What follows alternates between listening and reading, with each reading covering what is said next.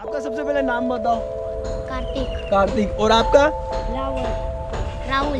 राहुल। और बेटा आपका? छोटू इधर आओ। कार्तिक। हाँ? आदि। आदि। छोटा नाम मेरा गणेश है, वैसे मेरा नाम जगप्रीत है। जगप्रीत। आपका? अन्वित। आपका बेटा? अबे। और आपने बताया चुका है। ओके विदु। तो चलो, ये बच्चे जो होते हैं मन के सच्चे होते हैं, बोला जाता है बच्चे जो होते हैं भगवान का रूप होते हैं, क्योंकि दिल के पाक होते हैं, नीट एंड क्लीन होते हैं, इनके दिल में कोई मेल नहीं होता। तो ये जितनी भी चीज़ें बताएंगे सही बताएंगे। ठीक है। आप सब लोग द्रोणागिरी में रहते हैं, क्या करते हैं आप लोग? क्या करते हैं? स्कूल पढ़ते हैं। स्कूल में पढ़ाई करते हैं। वैसे कहाँ के रहने वाले हैं आप लोग? हम लोग मुंबई। कितने साल से रह रहे हैं? मेरे को 5 साल। 5 साल हो गए। और आपको? यहाँ पे स्कूल से? तो यहाँ पर आके कैसा लग रहा है आप लोगों को? अच्छा लग रहा है। अच्छा लग रहा है। तो मुंबई के तुर्बे और यहाँ पर क्या डिफरेंस नजर आया, क्या अंतर नजर आया? कॉलेजेस भी हैं? कॉलेज तो अभी तक नहीं है। मतलब ऐसा क्या? हवा अलग है, उधर का हवा अलग है। Very good. देखो बच्चा कितना समझदार है, छोटे बच्चा। मतलब ये माँ बाप को सोचना चाहिए कि बच्चों को हम अपने अच्छा हवा पानी, खुला हवा पानी दे। जो माँ बाप सोचते हैं वो लोग यहाँ आते हैं। बच्चे ने भी वही बात बोली कि यहाँ का हवा अलग है, वहाँ का हवा अलग है। तो द्रोणागिरी में रहना कैसा लग रहा है? आपको कैसा लगा आदि? अरे शर्माओ मत, इधर आओ। आपको द्रोणागिरी कैसा लगा? अच्छा। अच्छा लगा। स्कूल पास में ही है? स्कूल यहाँ पे JNPT में ही है। JNPT में ही है। तो यहाँ पे स्कूल्स हैं काफ़ी? हाँ, यहाँ पे ट्यूशन सारे यहाँ पे डन पे भी है। अच्छा। और स्कूल्स भी हैं। राहुल आपको कैसा लगा द्रोणागिरी? अच्छा। तो यहाँ पे रहना चाहोगे? यहाँ पे क्या ऐसी क्वालिटी नज़र आई कि आपको बहुत ज़्यादा पसंद आया? यहाँ पे रहने के क्या बेनिफिट्स नज़र आया आप लोगों को के हिसाब से? मतलब जैसे आप लोग बच्चे हो अभी, तो आप लोगों को यहाँ पे क्या क्वालिटीज़ नज़र आई कि यहाँ पे बहुत मज़ा आ रहा है? इधर हम फुटबॉल भी खेलते हैं रोड पे, और यहाँ पे खुला आसमान है, हवा बहुत आती है दोपहर के टाइम, और हमारा फैन बंद रहता है फिर भी बहुत हवा आती है। दे- देखो, बताओ, हंसो हंसो मत, बताओ, शर्माओ मत। ऐसा क्या पसंद आया द्रोणागिरी में जो बहुत अच्छा लगा खेलने आपको? का। और खेलने का मिलता है कि हमें खुला माहौल मिल रहा है, खेलने को मिल रहा है, क्योंकि मुंबई जैसी जगह पे बच्चे खेल नहीं पाते, इतना मतलब कंजस्टेड रहता है कि लोगों को खेलने की जगह नहीं मिलती। यहाँ पे खुलकर खेल रहे हैं, फुटबॉल खेल रहे हैं। वेद आप भी यहीं पे रहते हैं? आप कितने साल से रह रहे हैं यहाँ? बहुत साल से। तो द्रोणागिरी आपको कैसा लगता है? हाँ, खेलने के लिए अच्छा लगता है। भाई बच्चों को भी द्रोणागिरी बहुत पसंद आया है, क्योंकि यहाँ पे खुला खुला माहौल है, खेलने के लिए चीज़ें मिलती है। तो अभी सब लोग बोलो कि मेरे चैनल को सब्सक्राइब करें। बोलो भैया के चैनल को सब्सक्राइब करो, लाइक करें। वीडियो को लाइक एंड शेयर करो, और हम लोगों को वायरल करो। Tata, thank you. Thank you. ठीक है, चलो बाय बाय। बाय बाय करो सब लोग। Bye bye. देखो वो बच्चा भी बाय कर रहा है, बाय करो। और ये इधर बच्चे, ये भी बाय करो जल्दी। Hello everyone, how's you? I hope all is well.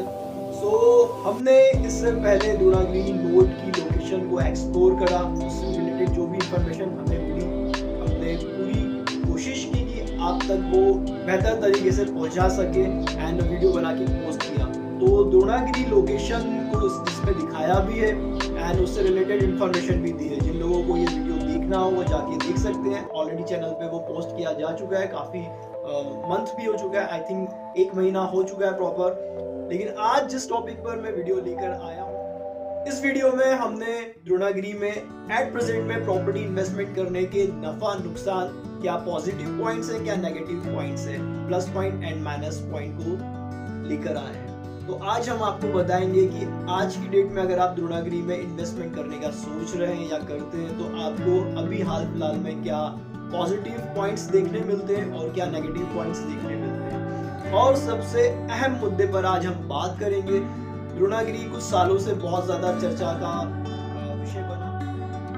काफी सारे लोगों का ये मानना था कि भाई जो वहाँ पे डेवलपर्स हैं, बिल्डर्स हैं, लोगों ने लोगों के साथ फ्रॉड किया। CRZ वाला जो एरिया है उसको डेवलप कर सेल आउट कर दिया, और काफी सारे लोग फंस गए हैं, या वहाँ पर फ्रॉड चल रहा है, लोगों को फंसाया जा रहा है, चीट किया जा रहा है। तो आज इस टॉपिक को भी क्लियर करने की पूरी कोशिश करेंगे कि द्रोणागिरी CRZ एरिया है या नहीं है, एंड यहाँ का जो मुद्दा है वो एक्चुअल है क्या प्रॉब्लम है, क्या प्रॉब्लम हुई है, और इसके क्या सॉल्यूशंस निकाले जा रहे हैं। तो वीडियो को पूरा देखिएगा स्टार्टिंग टू एंड तक, जिसमें मैं सारी चीज़ों को जो भी मुझे इन्फॉर्मेशन मिली है वो सारी चीज़ों को आपके साथ साझा करने की पूरी कोशिश की। लास्ट में मैं आप सभी लोगों से एक क्वेश्चन करना चाहूँगा, क्या आप लोग भी यही बात सोचते हैं? द्रोणागिरी को CRZ एरिया पर डेवलप किया गया एंड वहाँ पर लोगों के साथ फ्रॉड किया गया। डेवलपर्स ने, बिल्डर्स ने CRZ एरिया को डेवलप करके वहाँ पे लोगों को प्रॉपर्टी सेल करी एंड उन लोगों को फंसाया है। तो जो भी लोग इस तरह की ज़हनियत रखते हैं या आपके सर्कल में आपके फ्रेंड्स, आपके कलीग, आपके रिलेटिव्स इस टॉपिक पर डिस्कस करते हैं, बातें करते हैं, तो उनके जो भी डाउट्स हैं, आई होप इस वीडियो को देखने के बाद कुछ हद तक क्लियर हो सके एंड मैं पूरी कोशिश करूंगा कि मैं आप तक सही इंफॉर्मेशन को पहुंचा सकूं। तो प्लीज इस वीडियो को स्टार्टिंग टू एंड तक पूरा जरूर देखिएगा और आपके जो सर्कल है उसमें इस वीडियो को शेयर जरूर कीजिएगा। तो आइए स्टार्ट करते हैं हम हमारे आज के इस टॉपिक। सबसे पहले हम शुरू करते हैं द्रोणागिरी में प्रॉपर्टी इन्वेस्टमेंट करने के क्या बेनिफिट्स हैं या क्या पॉजिटिव पॉइंट्स, प्लस पॉइंट्स आपको देखने के लिए मिलते हैं। ये एक सीनिक लोकेशन वाली, नेचुरल ब्यूटी वाली जगह है जहाँ हर मौसम में आपको बेहतर हवा, पानी और नज़ारे देखने मिलते हैं।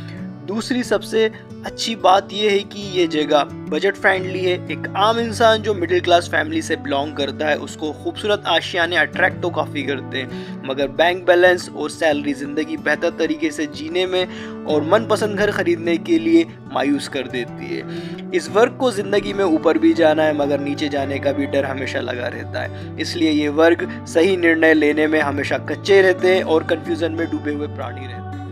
लेकिन द्रोणागिरी में सभी तरह के बजट वालों के लिए अबंडेंट हाउसिंग ऑप्शन मौजूद हैं। महंगे से महंगा और सस्ते से सस्ता अफोर्डेबल प्राइस वाले काफ़ी ऑप्शन हैं।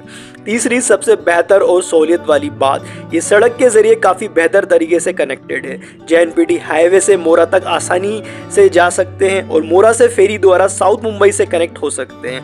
यहाँ से पनवेल, उल्वे, बेलापुर के लिए भी बेहतर रोड कनेक्टिविटी मिलती है। चौथी सबसे खास और अहम बात, द्रोणागिरी का खुद का अपना लोकल ट्रेन स्टेशन है जहां से बेलापुर और नेरुल तक के लिए रेल कनेक्टिविटी मिलती है। लोकल सर्विसेज प्रेजेंट में शुरू हो चुकी हैं जिससे यहां से अब नवी मुंबई के दूसरे नोड से कनेक्ट होना आसान हो गया है और अपकमिंग इंटरनेशनल एयरपोर्ट से भी द्रोणागिरी की कनेक्टिविटी भी आसान है। ये सारी बातें यहाँ की प्रॉपर्टी का ब्राइट फ्यूचर दिखाती हैं। सबसे ज़्यादा चौंकाने वाली बात यह है कि MTHL ब्रिज शुरू होने के बाद से ब्रिज के आसपास के एरिया की डिमांड में काफ़ी फ़र्क देखा जा रहा है और द्रोणागिरी से MTHL बाय रोड आसानी से पहुंचा जा सकता है और MTHL से सिर्फ 20 मिनट में डायरेक्ट मुंबई से कनेक्ट हो जाते हैं। तो अब द्रोणागिरी से साउथ मुंबई तक का सफ़र बाय रोड भी आसान हो गया है। पांचवी बात, द्रोणागिरी को एक रणनीतिक स्थान बनाती है क्योंकि द्रोणागिरी से JNPT बहुत नज़दीक है जो हिंदुस्तान के सबसे बड़े बंदरगाहों में से एक है और यही बात इसे ट्रेड एंड कॉमर्स के लिए एक इम्पॉर्टेंट हब बनाता है, जिससे इन फ्यूचर यहाँ काफ़ी सारे डेवलपमेंट होने हैं और जॉब अपॉर्चुनिटीज़ भी काफ़ी सारी आनी है। ये बात प्रॉपर्टी इन्वेस्टर्स के लिए बहुत ही बेनिफिट वाली है। ऐसी जगहों की प्रॉपर्टी प्राइस और रेंट काफ़ी हाई अमाउंट पर जाने के चांस होते हैं। और अब नज़र डालते हैं यहाँ के माइनस पॉइंट यानी नेगेटिव पॉइंट्स पर। तो पहली बात मैं ये कहूँगा कि अगर डेली बेस पर सोचें कि मुंबई से द्रोणागिरी अप डाउन किया जा सकता है तो ये जगह मुंबई शहर के केंद्र से दूरी पर मौजूद है।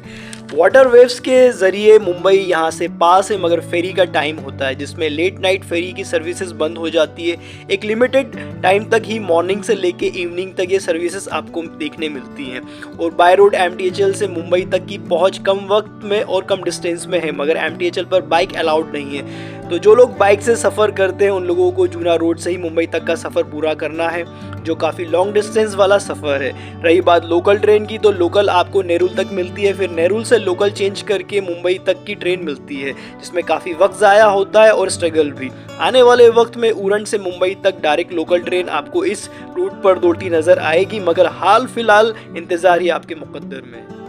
दूसरी सबसे बड़ी प्रॉब्लम यहाँ पर सीमित सार्वजनिक परिवहन विकल्प हैं। बहुत ज़्यादा रिक्शा यहाँ नहीं है, रिक्शा आसानी से नहीं मिलता और मीटर से भाड़ा नहीं लिया जाता, मनमाफिक किराया वसूला जाता है। रात के वक्त यहाँ पर रिक्शा का तस्वुर भी करना खुद को बेवकूफ़ बनाना है। और जो बस सर्विसेज हैं वो भी हाल फिलहाल लिमिटेड है क्योंकि यहाँ पर ज़्यादा पॉपुलेशन नहीं है, तो घंटों इंतज़ार के बाद बस आती है जिसमें काफ़ी वक्त ज़ाया होता है। अगर आप कहीं दूर दूसरे नोड में जॉब करते हैं तो आपको बस के टाइम के हिसाब से अपना डेली का रूटीन सेट करना होगा। हर 10 मिनट में यहाँ पर बस सेवा देखने नहीं मिलेगी। हाँ, बहरहाल लोकल शुरू होने के बाद से नवी मुंबई तक की कनेक्टिविटी में काफ़ी सहूलियत हुई है। तीसरी सबसे अहम बात जो आपकी फैमिली को निराश करेगी कि मुंबई या नवी मुंबई के बेलापुर वाशी के कंपैरेटिव आपको यहाँ पर एट प्रेजेंट में शॉपिंग और एंटरटेनमेंट के ऑप्शंस काफ़ी कम देखने के लिए मिलेंगे। कोई बड़ा मॉल, थिएटर, डिस्क, पब या रेस्टोरेंट यहाँ अभी हाल फिलहाल में मौजूद नहीं है।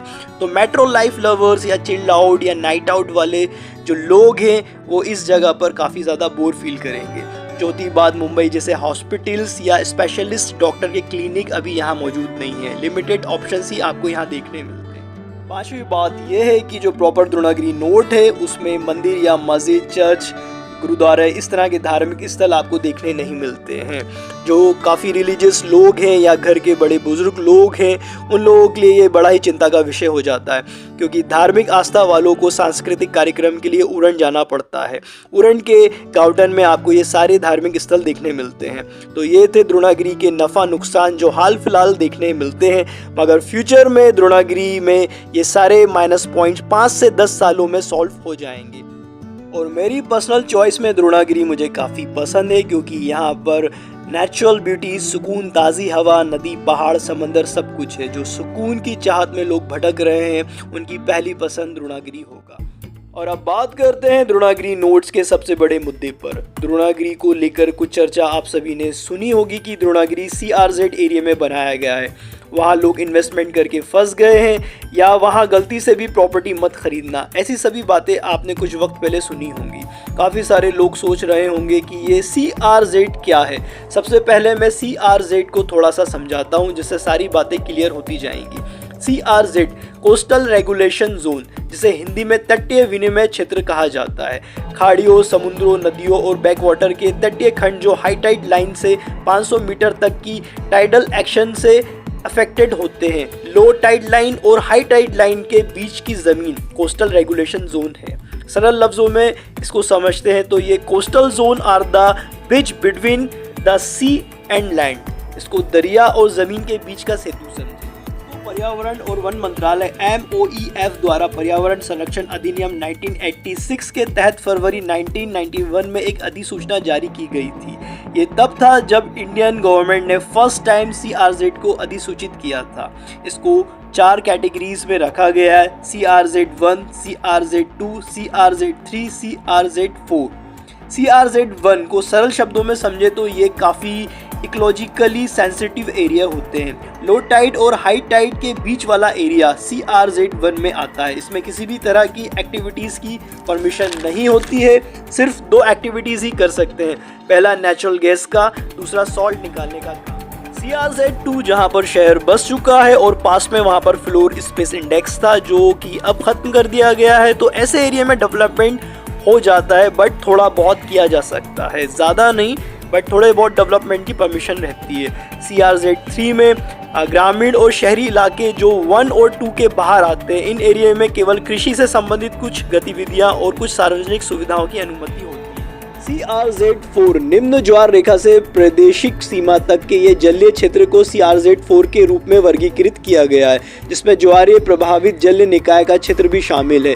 स्थानीय समुदायों द्वारा की जाने वाली पारंपरिक मछली पकड़ने पर कोई प्रतिबंध नहीं है। इन क्षेत्रों में किसी भी अनुपचारित सीवेज या ठोस अपशिष्ट को छोड़ा या डंप नहीं किया जा सकता है। मोटे मोटे तौर पर आप लोगों को समझ में आ गया होगा कि CRZ के क्या नियम है और किस तरह की बातें CRZ में रखी गई हैं। तो अब आते हैं हम द्रोणागिरी के मसले पर। द्रोणागिरी CRZ1 में आता है, ये बात डेवलपर्स को भी नहीं पता थी, ना ही ऐसी कोई बात का जिक्र प्लॉट लेते वक्त हुआ था। ये पूरा मामला 3-4 साल पहले ही विवाद में आया, जिसमें द्रोणागिरी के काफ़ी सारे एरिए CRZ के अंदर आ गए। 2010 के बाद जब द्रोणागिरी को डेवलप करना शुरू किया गया तो 94 प्लॉट्स को सिडको द्वारा CC मिला और डेवलपमेंट होता चला गया। तब तक यहाँ पर CRZ का कोई कंडीशन नहीं बनी थी, क्योंकि उस वक्त पर ये एरिया CRZ के बाहर था, नॉन CRZ एरिया में आता था। CRZ के नियम और तथ्यों में काफ़ी सारे बदलाव वक्त के साथ किए गए और अभी भी किए जाने की संभावना है। CRZ का पहला नोटिफिकेशन 1991 में आया था, जब ये पूरा एरिया CRZ फ्री था, मगर जब 2011 का सेकंड नोटिफिकेशन CRZ का आया उसमें काफ़ी सारे संशोधन किए गए और बदलाव के बाद 2011 के नोटिफिकेशन के मैप का जो नक्शा बनाया गया उसे 28 फरवरी 2019 को अप्रूवल किया गया, जिसके हिसाब से द्रोणागिरी का मैक्सिमम एरिया CRZ में आ गया। जिसके पीछे का रीज़न ये था कि 1991 के मैप के हिसाब से high tide line Dronagiri area के बाहर थी और उस वक्त पर उस जगह कुछ बांध हुआ करते थे जिससे समुद्र का पानी अंदर नहीं आ सकता था और बरसात का पानी बाहर जा सके।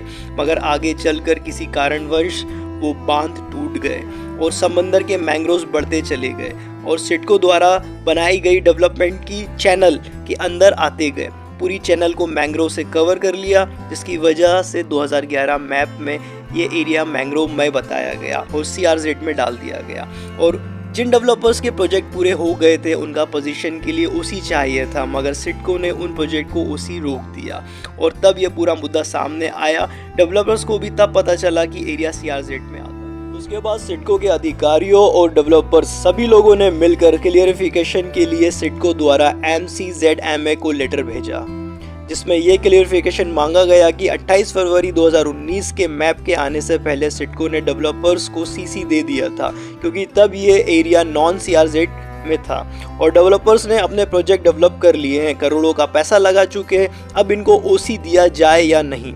MCZMA ने इस लेटर को MOEF को रिफ़र कर दिया, क्योंकि CRZ के मसले सेंट्रल गवर्नमेंट द्वारा ऑपरेट किए जाते हैं। इसमें स्टेट गवर्नमेंट का कोई भी हस्तक्षेप नहीं होता है और वहाँ पर इन सारी बातों पर रोशनी डाली गई कि यह एरिया लाइन के शिफ्ट होने के कारण और मैंग्रोव्स की तादाद बढ़ने की वजह से नॉन CRZ से CRZ में डाल दिया गया है, जो कि नॉन CRZ एरिया था, जिसमें करोड़ों का निवेश किया जा चुका है, बिल्डर्स द्वारा भी और सिडको द्वारा भी। और जिन लोगों ने यहाँ की इकाइयों में घर खरीदे हैं उनका पैसा लगा हुआ है। फ्लैट्स का पूरा भुगतान करने के बाद भी लोगों को घरों में रहने के लिए नहीं मिल रहा है, क्योंकि OC नहीं मिला है और बिल्डर्स फ्लैट का पोजीशन लोगों को नहीं दे पा रहा है। इन सारी बातों को समझते हुए 26/11/2021 को इन सभी प्लॉट्स को क्लियरेंस देने के लिए एक आदेश जारी किया गया, जिसमें MCZMA ने इन सारे एरिया को सर्वे करेगा और सर्टिफाइड करेगा और इन सभी प्रोजेक्ट को OC मिलना शुरू हो जाएगा। ये स्टेप्स रखे गए, जिसमें सिडको के अधिकारियों के साथ मिलकर Navi Mumbai builder developer association इस पूरे काम की भागदौड़ संभाले हुए। इस पूरे एरिया में छोटे मोटे सभी प्लॉट्स को मिलाकर तकरीबन 2000 प्लॉट्स होंगे, जिसमें सभी तरह के इन्वेस्टर्स शामिल होंगे। इन सभी लोगों को नमदा एसोसिएशन ज्वाइन करना चाहिए, जिससे जल्द से जल्द पूरा एरिया नॉन CRZ की श्रेणी में आ सके। उम्मीद करता हूँ ये वीडियो आप सभी लोगों को काफ़ी इन्फॉर्मेटिव लगा होगा। मैं इसी तरह की इन्फॉर्मेशन वाले वीडियोस आप सभी लोगों के लिए लाता रहूँगा, तो प्लीज़ चैनल को सब्सक्राइब करें, वीडियो को लाइक एंड शेयर जरूर करें।